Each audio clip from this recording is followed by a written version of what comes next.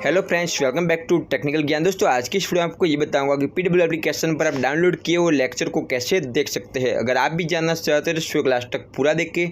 तो चलिए वीडियो को शुरू करते हैं।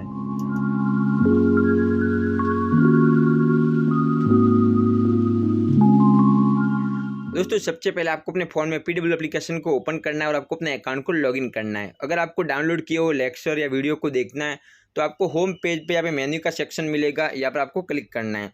तो यहाँ पर आपको माई डाउनलोड्स का ऑप्शन मिलेगा, यहाँ पर आपको क्लिक करना है। तो यहाँ पर आप आसानी से डाउनलोड किए हुए वीडियो देख सकते हैं। अगर आपने कोई नोट्स डाउनलोड किया है, कोई PDF डाउनलोड की है तो वो भी आपको डॉक्यूमेंट के सेक्शन में मिल जाएगा।